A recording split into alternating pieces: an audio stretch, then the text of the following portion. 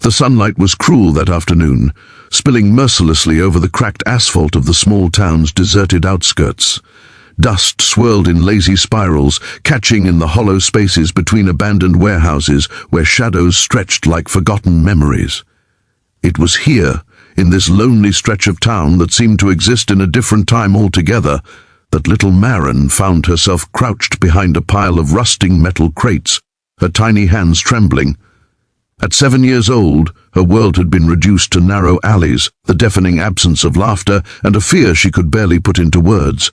She wasn't supposed to be out here alone. She knew that. But hope, that fragile, stubborn thing, had driven her to risk everything for one desperate chance. Maren had seen him before. From the safety of a distance, she had watched him ride through town like a force of nature.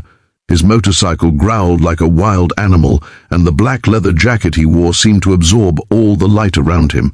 His presence commanded attention, not fear exactly, though everyone called him a Hell's Angel, but an uncanny, unspoken respect.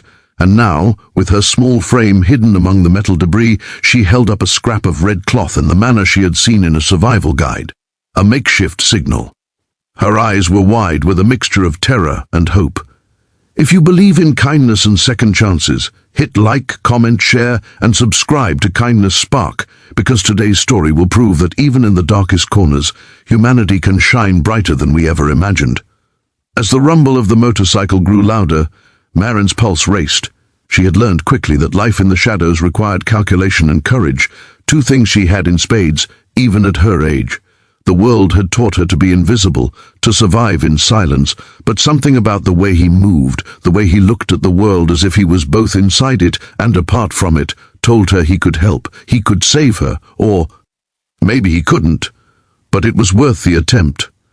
He slowed down as he approached, the thunder of his bike softening into a careful, attentive hum, and then he stopped, looking directly at the little red flag fluttering timidly against the wind. His face was rough-hewn, the kind you only see after decades of hard living, with eyes that could either pierce or protect. For a moment, he just studied her, the corner of his mouth twitching as if fighting some internal battle. No one had ever signaled him for help before. He wasn't used to being approached like this, not by children, not by anyone. But something about Maren's posture, the sheer determination etched into her tiny frame, tugged at something buried deep in him. He dismounted slowly, boots scraping against the sun-baked concrete, and crouched down to her level. "Hey, kid," he said, his voice low but not unkind. "Are you okay?" Maren's throat tightened. Words had become her enemy. She couldn't bring herself to speak the full story, not yet.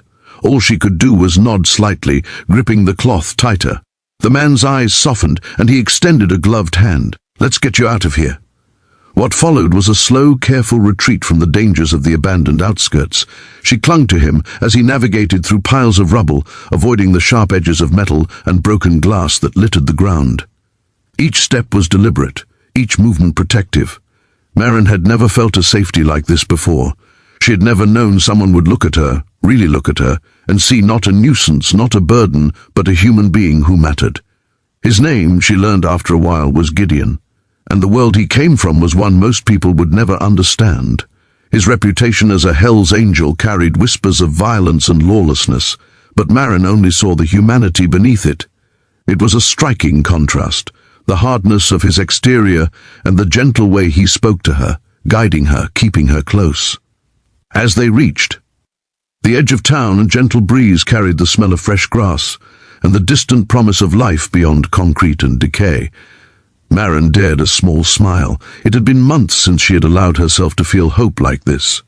Gideon noticed it and didn't say anything. Some things didn't need words. The silence between them was filled with understanding, a bond formed in the crucible of fear and the rare spark of trust.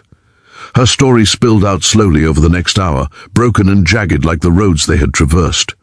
She told him about the fire that had taken her parents, the foster homes that had felt colder than the alleys, the bullies who had learned quickly that she was too small to fight back, too quiet to be heard. And Gideon listened, the rumble of his motorcycle now replaced by the quiet hum of his presence, a grounding force she didn't know she needed. Every time she faltered, he didn't push her, he just waited, letting her words find their way to him. When he finally spoke, It was soft, almost hesitant. "You know, kid, I've seen a lot of things in my life. Things that make people afraid, things that make people hate. But you're different. You've got a fire that doesn't burn out even when everything else is gone." Maren blinked, unsure how to respond. She wasn't used to praise, especially not from someone like Gideon, and yet, somehow, it felt right. She felt seen. She felt like she mattered. The day stretched on as they navigated through the outskirts of town toward the only place Maren could imagine as safe, a small community center that offered meals and a chance at education for children who had no one. The streets were harsh, littered with reminders of a life most people never questioned, but Gideon moved with the precision of someone who had faced danger before and survived it, who knew how to read the world with careful eyes. When they finally arrived, the volunteers gasped in shock at the sight of the Hell's Angel walking a little girl by the hand, his motorcycle idling patiently outside. Some of the children stared in awe, some in fear, but Maren didn't care. She had made it, she had survived, and she had been seen, truly seen, by someone she never expected. Gideon lingered for a moment at the entrance, looking down at her with something between pride and sorrow in his eyes.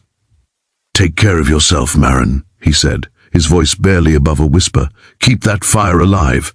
And then he turned, mounting his bike once more, and the roar of the engine carried him away into the afternoon sun, leaving behind only the echo of his presence and a little girl who had learned that heroes sometimes come in the most unexpected forms. In the weeks that followed, Maren's life slowly began to change. The volunteers at the center became her surrogate family, offering her warmth, guidance, and the chance to just be a child again.